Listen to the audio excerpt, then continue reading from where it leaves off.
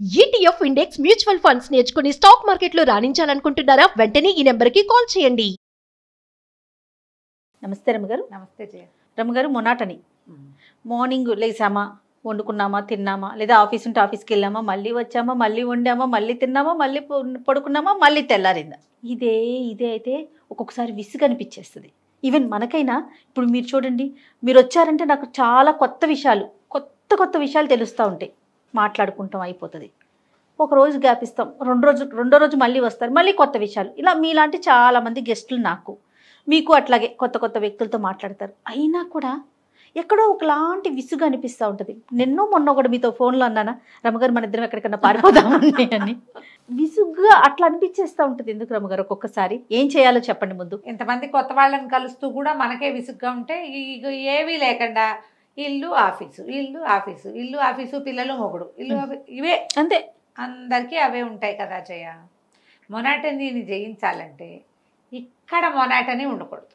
ఆలోచనలోనా ఆలోచన ఒకటే రకమైన ఆలోచన, ఒకటే రకమైన రొటీన్ ఉండకూడదు జయ. ఎప్పటికప్పుడు మార్చుకోవాలి. మొనాటనీతోటి ఏమవుతుందంటే, అంటే ఇది అసందర్భం అని అనలేను పూర్తిగా.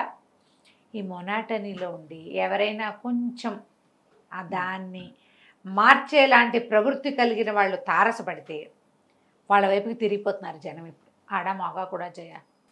అందులో అంటే తప్పుడు మార్గాలు అంటారా? ఫ్రెండ్షిప్లు చేసేస్తున్నారే, ఫ్రెండ్షిప్లు చేసేస్తారు. ఎందుకంటే ఎప్పుడు ఇదే ఉంటుంది, కొత్తదనం కోసం థ్రిల్ కావాలనిపిస్తుంది జీవితంలో. థ్రిల్కి మనం వెతకక్కర్లా, ఎవరో వస్తారు, చిన్న కవ్వింపు, దాన్ని దొరికేస్తారు. లేదా కొంతమంది ఆధ్యాత్మిక మార్గాన్ని పట్టే వాళ్ళు ఉన్నారు, ఇక అదే పిచ్చి కింద దాంట్లో పడిపోతారు దీన్ని వదిలేసి. లేదా తప్పుడు మార్గాలు, లేదా ఏదైనా అనారోగ్యాల పాలైపోతారు. ఒక స్టోరీ చదివాను చాలా రోజుల క్రితం, కథ అంతా మిగిలింది గుర్తులేదు నాకు. అంటే అంత ఇంట్రెస్టింగ్ టైంలో కాదనమాట, ఎవరితోనో మాట్లాడుతూ మధ్యలో చదవటం వల్ల బాగా జ్ఞాపకం లేదు. కానీ అసలు విషయం ఏంటంటే, ఈ మొనాటనీని జయించలేక ఆవిడకి ఏవో రకరకాల అనారోగ్యాలు వచ్చేసినాయి. ఏదోగా ఉండేది. సైక్రియాట్రిస్ట్ దగ్గర తీసుకెళ్ళాడు భర్త. ఒక 10 సెషన్లు అయ్యాక డాక్టర్కి అర్థమైంది ఈవిడ మొనాటనీ వల్లే ఇలా ఉంటుంది అని. ఎక్కడికైనా వెళ్ళండి అదంటే మాకు అలవాట్లేదండి అని చెప్తారు వాళ్ళు. మొనాటనీని జయించడం కూడా అలవాటే, అది లేదు మాకు, ఆ అలవాటు లేదు. ఎప్పుడు ఒకేలా ఉంటాం మేము. ఎప్పుడు ఒకేలా ఉంటే ఏదో ఒక దశలో ఒక అసంతృప్తి చోటు చేసుకుంటుంది జయాలో. ఖచ్చితంగా అండి, అసంతృప్తి. అది మన మీద మనకు అర్థమై చావదు. అర్థం కాక పక్క వాళ్ళ మీద అనుకుని, మొగుడి మీదో, పిల్లల మీదో, అత్తగారి మీద, వీళ్ళ వల్లే నా జీవితం ఇలా అయిపోయిందని ఎవరినో తిట్టుకుంటాం మనం. యాక్చువల్గా అసలు కారణం మనకే రాదు.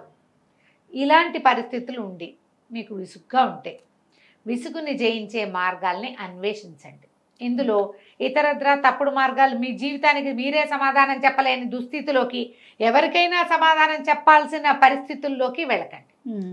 ఇది కరెక్ట్ అండి. అందులోకి వెళ్ళకుండా కొంచెం చేంజ్, వారానికి ఒకసారో 2 సార్లు ఏదో గుడికో, గోపురానికో, అవుటింగ్కో, షాపుకో, బజార్కో వెళ్తాం. మీకు కూరలు ఇష్టమో, నారలు ఇష్టం, పళ్ళు ఇష్టం, బట్టలు ఇష్టం, చీరలు ఇష్టం, నగలు ఇష్టం, అలాంటి కొట్లకి ఎక్కడికైనా వెళ్ళిపోండి. రోజు అన్నం, పప్పు, కూర, చారు కాకుండా మధ్యలో ఏ టమాటా రసం, వాంగిబాతో, మన కిచెన్లో బోల్డని సామాన్లు ఉన్నాయి, అవి ఏమన్నా చూసుకుని చేయండి. ఓ రోజు వెరైటీగా ఒట్టిగా పచ్చడన్నం, చారన్నం, బజ్జిగన్నం తినండి. మీ రెగ్యులర్ జీవితంలో మొనాటనీని జయించడానికి మీరు ఏ మార్గాలు, ఎవరి లివింగ్ స్టైల్ని బట్టి చేయాలి. నేనేదో ఒకటి చెప్తా, అది నా స్టైల్ని బట్టి నేను చెప్తున్నా. మీ లివింగ్ స్టైల్ని బట్టి అన్నిట్లలో మార్పు చేసుకోండి. ఇందులో మీ అటైర్ కూడా మార్చుకోవచ్చు. అదే జుట్టు, అదే హెయిర్ స్టైల్, అదే పక్కపాపిడి, అదే కుంకుమ బొట్టు కాకుండా అవే పెద్ద బుట్టలు, లేదా చిన్న దుద్దులు నాలాగా, లేదా నీలాగా కాకుండా మార్చండి. అప్పుడు కొంచెం తగ్గుతుంది అంటారండి. మనం అద్దంలో చూసుకుంటే కొత్తగా కనపడతాను జయ. జనాలు గుర్తిస్తారు, అబ్బా భలేగా ఉన్నారు, చాలా బాగుంది, మీకు సూట్ అయింది, ఏదో సూట్ కాలేదు. నా పాటు వాళ్ళైతే నీకు అంత సూట్ కావలేదు అలాంటివి చెప్తా. నాకు చెప్తారు, అందరికీ చెప్పేస్తారు. చెప్పాను జయ, నీకే చెప్తా. నీకు ఇది సూట్ కాలేదు, అదే చాలా బాగుంది చెప్తాను నేను. తక్కువే కానీ చెప్తా. ఓకే, ఇలా మార్చుకోండి.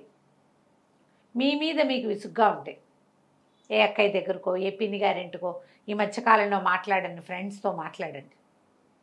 ఏదైనా వేరే ఊరు వెళ్ళండి.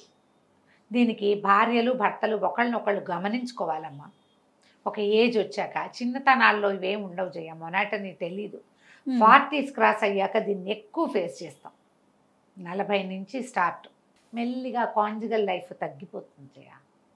బాధ్యతలు వచ్చేస్తాయి, పనులు, ఆర్థికమైన ఒత్తిళ్ళు, ఫైనాన్షియల్ థింగ్స్ ఉంటాయి కదా. అవునవును. అక్కడి నుంచి సమాజంలో వాళ్ళని వీళ్ళని చూసి మనం అలా ఉండలేకపోతున్నామన్న అసంతృప్తులు, మన శరీరం పట్ల మనకు అసంతృప్తి, లావెక్కిపోవటము, నల్లబడిపోవటము, మచ్చలు వచ్చేయటం, ఫేషియల్ హెయిర్ వచ్చేయటం, హెయిర్ ఫాల్ వచ్చేయటం, గ్రే హెయిర్ వచ్చేయటం, థైరాయిడ్ రావటం, రకరకాల ఒంటికి బాధలు రావటం, ఏమిటి నేనేదో జీవించలేకపోతున్నాననే దిగులు. అవును. ఎప్పుడు ఇదే జీవితం, ఇలాగే ఉంటుంది ఏంటి నా జీవితం, చప్పగా ఏడ్చినట్టుది, రంగు లేదు రుచి లేదు అనిపిస్తుంది. మీ జీవితంలోకి రంగు రుచి తెచ్చుకునే బాధ్యత అక్షరాల మీదే. ఇద్దరు ఒకళ్ళనొకళ్ళు పరిశీలించుకోవాలి. మీకే ఉందనుకోండి, రెండో వాళ్ళని ఒప్పించండి, నాకు ఇలా ఉంది, నన్ను ఎక్కడికైనా తీసుకెళ్ళు, పద మన ఇద్దరం ఎక్కడికైనా వెళ్దాం అని చెప్పి. మొన్న ఒక ఆవిడ ఎవరో చెప్పారు ఊరికే సరదా కబుర్లలో, అవుటింగ్ మా ఆయనతో ఏం చేస్తామండి బోరు, ఎంతసేపు లెక్కలు చూసుకుంటూ అది చూసుకుంటూ ఇది చూసుకుంటూ, అక్కడికి వెళ్ళినా కూడా బట్టలు నేనే సర్దాలి, షేవింగ్ కిట్ నేనే ఇవ్వాలి, ఈ గోల ఎవరు పడతారని నేను ఫ్రెండ్స్తో వెళ్ళాను అని. మరి మీ వారు కూడా ఫ్రెండ్స్తో వెళ్తేనో అన్న నేను. ఆయన వెళ్తారండి, ఆయన కూడా ఫ్రెండ్స్ తోటి, మగవాళ్ళు కొంతమంది ఫ్రెండ్స్ తోటి తిరగడానికి ప్రిఫర్ చేస్తారు. ఈ ఆడాళ్ళతో వెళ్తే ఎంతసేపు వీళ్ళ తిండి, వీళ్ళ తిప్పులు, వీళ్ళ కాళ్ళెప్పులు, వీళ్ళకి బాత్రూములు వెతకటాలు. అప్పుడప్పుడు, ఎప్పుడూ కాదు, అప్పుడప్పుడు వాళ్ళకి సెలవు ఇవ్వండి, మీరు సెలవు తీసుకోండి. నువ్వు నీ ఫ్రెండ్స్తో వెళ్ళు పర్వాలేదు. కానీ వీళ్ళు ఏం చేస్తారు, అలా ఒప్పుకున్నావు అనుకో, అప్పుడు చెప్పారు నాకు, ఒప్పుకున్నావు అనుకోండి వారం వారం శనివారాలు ఫ్రెండ్స్, నాకు ఎప్పుడు టైం ఇస్తాడు అని అలా కూడా అనిపిస్తుంది.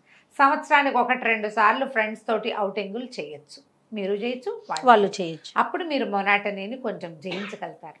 ఇవి ఎవరి జీవితానికి అనుసరించి వాళ్ళు మార్గాలు అన్వేషించండి. మీ ఫుడ్ మిమ్మల్ని మొనాటనీలో ముంచుతుంది, మీ డ్రెస్సింగ్ మొనాటనీ, మీ లివింగ్ స్టైల్ మొనాటనీ, అవే సర్కిల్స్, ఆ చిన్న గుంపు.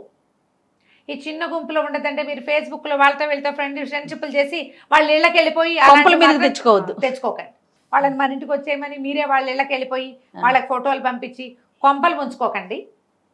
కానీ ఫ్రెండ్షిప్ చేయి. నాకు కూడా ఏవో బోల్డ్ ఫ్రెండ్స్ వస్తాయి చేయ అంటే మాట్లాడచ్చుగా, ఏంటి ఎంతసేపు ఏం మాట్లాడతావు, నేను మాట్లాడడానికి నాకు చచ్చిపోతున్నా 7 మంది మనుషులతో ఖాళీ ఉండట్లేదు. వాళ్ళు ఎవరో నేనెవరో తెలియదు, ఒక ఫోటో కాస్త బ్యూటిఫుల్గా ఉన్న ఫోటో ఒకటి పెట్టారు మా వాళ్ళు, నేనని తెలియదు అనుకో వాళ్ళకి, వాళ్ళు హాయిగా రమా అనేస్తారు నన్ను. ఓ మై గాడ్, నన్ను ఓన్ చేసుకుంటున్నారండి. క్లోజ్ ఫ్రెండ్స్ కూడా, పాత సర్కిల్స్, చిన్నప్పటి నుంచి నన్ను కుట్టి అని పిలిచిన వాళ్ళు కూడా, రమా అని పిలిచిన వాళ్ళు కూడా అంతగా పిలవటల్లా అట్లా. ఇప్పుడు నన్ను చాలామంది నాకంటే 1-2 ఏళ్ళు చిన్నవాళ్ళు కుట్టి కుట్టి అని రమా అని పిలిచే అలవాటు ఉన్న వాళ్ళు కూడా ఇప్పుడు అక్క మామయ్య ఉన్నారా ఇలాంటి మాటలే మాట్లాడుతున్నారు. ఎవ్వరు నన్ను పేరు పెట్టి పిలవటల్లా. వీళ్ళు ఎవరికో నేను తెలియదు పాపం, ఫ్రెండ్షిప్ చేసేయాలని ఉంటుంది. అలా ఫ్రెండ్షిప్లు చేయండమ్మా. కొంపలు మునిగే ఫ్రెండ్షిప్లు మాత్రం చేసుకోబాకండి, జాగ్రత్తగా. స్క్రీన్ల వెనకాల దాక్కునే రకాలతోటి వద్దు మనకి. రోజు ఫ్రెండ్షిప్ చేయండి హ్యాపీగా. అవునండి, అవునవును. వాళ్ళతో ఫ్రెండ్షిప్ చేసినా వాళ్ళెవరు మనమెవరు అంత పబ్లిక్ లో ఉండాలి. నువ్వు నేను రహస్యంగా మాట్లాడుకునే వ్యవహారాల్లోకి దిగబోకండి, కొత్త సమస్యలు వస్తాయి. కానీ మీరు ఇలా మొనాటనీని జయించవచ్చు. ఏదైనా రాయండి, చదవండి, ఎక్కడికైనా వెళ్ళండి. ఒంటరిగా ట్రావెల్ చేయాలని ఉంటే చిన్న చిన్న ట్రిప్స్ వెళ్ళిరండి, ప్రమాదాల పాలు కాకుండా. కానీ మొనాటనీని జయిస్తే ఏంటంటే మనం ప్రోగ్రెసివ్గా ముందుకెళ్తాం జయ. మొనాటనీ ప్రోగ్రెస్కి శత్రువు, మిమ్మల్ని ముందుకెళ్ళనివ్వదు జీవితంలో. అప్పుడప్పుడు దీన్ని జయించండి, మీరు హ్యాపీగా ముందుకెళ్ళగలుగుతారు. సేఫ్ వేస్లో ట్రై చేయండి. డెఫినెట్గా అండి. నమస్తే. నమస్తే జయ.